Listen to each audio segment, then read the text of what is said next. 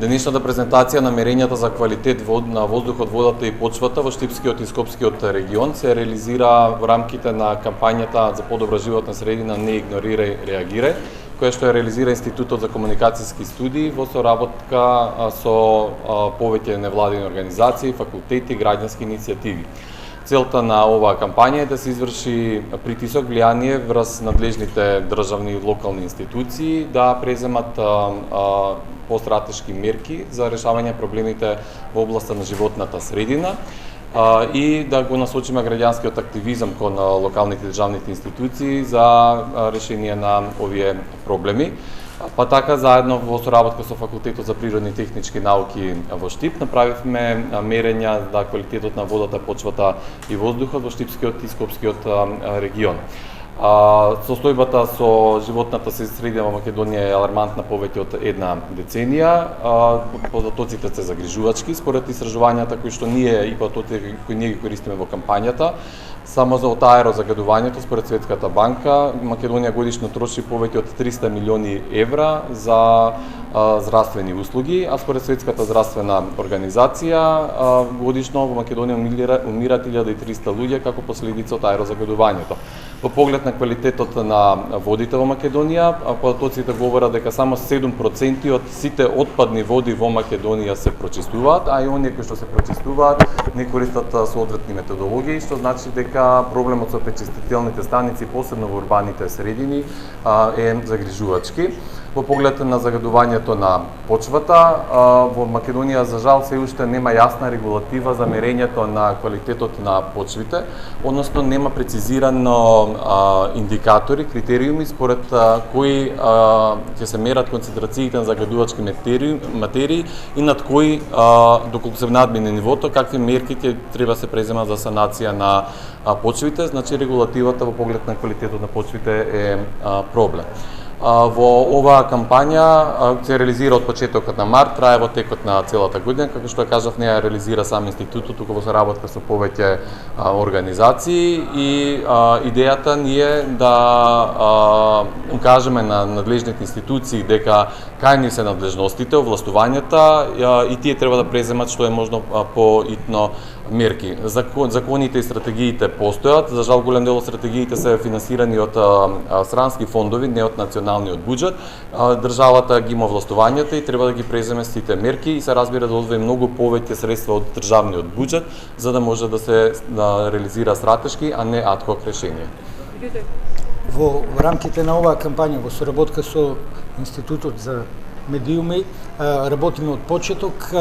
Ова е еден завршен, како да кажем, завршна презентација на резултатите кои што ги добивме, иако на стартот една од главните пораки би било дека нашите истражувања, овие кампањи имаат генерално информативен карактер, значи или едукативен карактер во кој треба да индицираме проблеми, меѓутоа за изведување на научни заклучоци основани на прецизни или пошироки податоци, неопходно е и државата и нашите институции и сите да направат напори да ја направиме многу поголем обем на истражување, значи да добиеме податоци со многу поширок опсек, за да може да се донесат соодветни заклучоци за квалитетот на животната средина. Ние у сите презентации го потенциравме дека ова има исклучиво информативен или едукативен карактер и не е научна основа за донесување на заклучоци за квалитетот, вклучително на квалитетот и на почви, и на води, па и на воздух.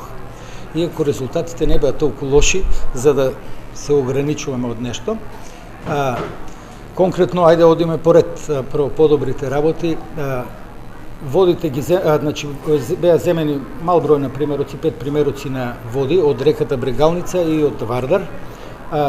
Резултатите за води имаме соодветна регулатива.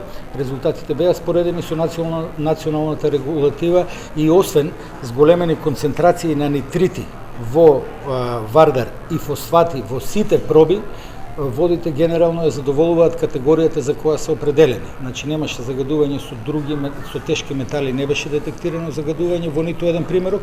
Водите беа земени во урбаната зона на Штип и генерално после вливањето на колекторите, односно на канализационите води. Во Скопје беа земени на влезот на Скопје, на мостот Ѓорче Петров Саре што ги спојува и во централниот подрачје на Скопје, у близина на стадионот, на градскиот стадион. Значи генерално фосфатите се драстично повисоки, што укажува на органски загадувачи, односно загадувачи од комунални води, бидејќи тие се главниот извор на фосфати и тоа што го спомна претходно Дејан, дека ние имаме во суштина тоест немаме пречистителни станици за комуналните води или тие што ги имаме не функционираат соодветно, така што водите страдаат генерално од такви видови на загадувачи. Почвата која што ја земавме, земјоделската почва беше земена во зоната на Штип, село Чердакле и село Крупиште. Резултатите, бидејќи немаме национална регулатива, беа споредени со резултатите на холандската влада. Холандската влада има препораки и за основни и за така наречени интервентни вредности. Ниту еден од елементите кои што се дефинирани како опасни загадувачи не беше детектиран. Значи немаше загадување на тешки метали во земјоделските почви. Чисто информативно беа земени и проби во зоната на, например, во урбаните зони, намерно од паркови, шеталишта во Штип покрај река Врегалница има пешачка патека, беше земена проба од пешачката покрај пешачката патека, од паркови покрај булевари, Гоце Делчев тука во Штип и во Скопје, мислам на Илинденска, не точно како се, на Илинденска, како и во две индустријски зони беа земени по еден примерок. Значи, пак ќе напомнам, тоа е доволно за да се добие некаква информација, меѓутоа не и да се донесе заклучок дали нешто е добро или лошо, и во тие зони не беа детектирани загадувања со тешки метали. Дури може да се оценат како ниски. Последното е воздухот. Тука не ни е баш целта на кампањата, на мерната кампања уште која договаравме, беше да посочиме дека многу фактори влијаат на загадувањето и дека не секогаш ние можеме да оцениме дека сме правилно да оцениме дали сме безбедни. Сите мислат дека загадувањето е само надвор и дека кога станиците амбиентни покажуваат црвени бројки, дека тогаш е најлошо и така натаму. За жал тоа баш и не е вистина, односно нашите активности или нашата моментална локација може да има многу големо влијание врз нивото на штетни материи на кои сме изложени од воздухот. За таа цел беа мерени концентрациите во затворени простории, во занимални училници, спортски сали, како и концентрациите со специјална опрема беа следени велосипедисти во град Скопје, од кои едниот возеше во урбана зона, покрај булеварите, а другиот возеше на кеј, каде што нема директно влијание со обраќај. Сите резултати јасно укажуваат дека многу фактори влијаат и дека бројките внатре може да бидат многу полоши од тие надвор. Тоа не е нова научна, мислам, како да кажем, нов научен податок, од 2 до 5 пати може да биде повисока и според сите досегашни истражувања од 2 до 5 пати во просек се повисоки внатре загадувањето од колку надвор, а бројките одат и до 100 пати, што е многу интересно, бидејќи најчесто тоа е интересно. Најчесто летно време бројките внатре се доста повисоки од бројките надвор, која сметаме дека е многу чисто. Ние внатре можеме да имаме мал милион извори кои што може да го зголемат загадувањето на изложеноста на штетни материи, посебно на прашината, ресуспензијата континуирана. Има резултати кои што индицираат дека главно се работи за покрупните фракции на прашина, поситните фракции на прашина кои што се ресуспендираат со активностите. Децата престојуваат во затворените простори, они се доста активни и во училници и во салите, така што постојано ја ресуспендираат прашината која што паѓа. За среќа, поситните фракции кои се и поопасни за здравјето не се толку високи, меѓутоа сепак се повисоки од тие што ги има во амбиентот.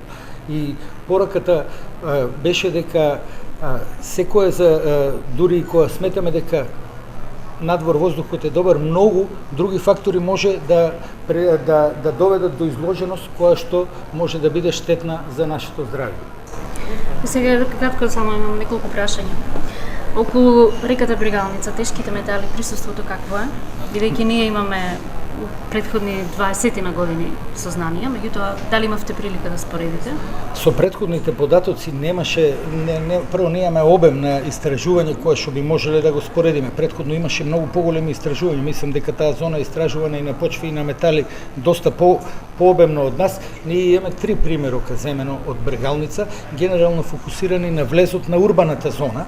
Значи, у ниту еден немаше примерок тешки метали. Пестициди?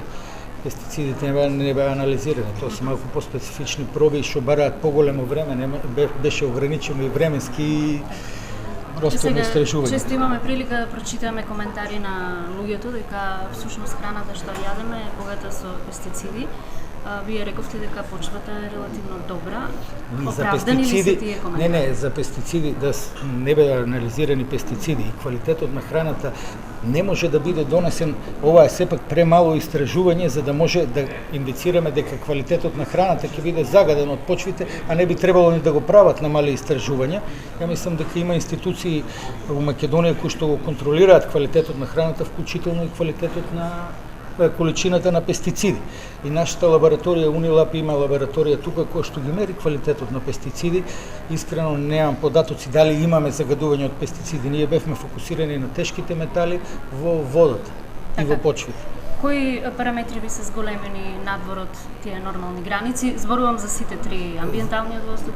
Значи, амбиенталниот воздух генерално во затворените простории се зголемени суспендираните цврсти честички или популарните PM10 и PM2,5, со тоа што доминираат PM10, што до некаде нивното влијание врз здравјето, значи организмот човечки е нешто помало, PM2,5 ниските фракции ги нема толку или тие се генерално должат на изворите као што се согорување или индустријски процеси производство на енергија. Значи, тоа во затворените простории беше полошо отколку што е надвор, тоа драстично полошо. Тешки метали не беа детектирани ниту во почвата, ниту во водите. Со тоа што, пак ќе кажам, се работи за ограничен број на примероци и не може, навистина не е коректно да се донесе заклучок дека да, водите се чисти од тешки метали или не се чисти и почвите вклучително. Единствен параметар во водите кој што драстично отскокнува во сите примероци е фосфорот. А фосфорот е загадувач контаминанта која што доаѓа речиси доминантно од канализацијата, односно од комуналните отпадни води. Значи и во прашоците и фекалната канализација, значи загадувањето е генерално органско. Инаку другите параметри беа во категоријата во која што се законско определени и за Брегалници и за Вардар. Вардар мислам дека во еден примерок имаше и нитрити нешто повисоко. Повторно органско загадување кое што доаѓа најчесто од минерални ѓубрива и слично. И тоа, значи генерално идејата е да се информира за проблемите. Ја мислам дека мерките генерално би биле прво да ги истражиме проблемите многу подобро и по квалитето отколку што ги имаме сега, односно малку повеќе наука, па потоа би можеле да донесеме конкретно заклучоци. Сепак нивото на податоци со кои се баратаат, ние дури немаме законски норми да ги споредиме кај почвите. Сметам дека тука треба многу повеќе да се вложи за да се добијат доволно репрезентативни податоци и да се донесат заклучоци да ова е добро или тука треба да преземеме некакви мерки на заштита. Генерално за сега од тоа што го покажуваме, главни загадувачи се несоодветниот третман на комуналните води, на реките зборувам. Почвите, веројатно, навистина имаме само 8 примерока, па да кажеме и тие примероци што ги добивме беа чисти, сите примероци. И намерно беа земени од површинските слоеви, од првите 30 сантиметри, меѓутоа немаше како рецентно, како ново загадување, меѓутоа не детектиравме загадување со тешки метали.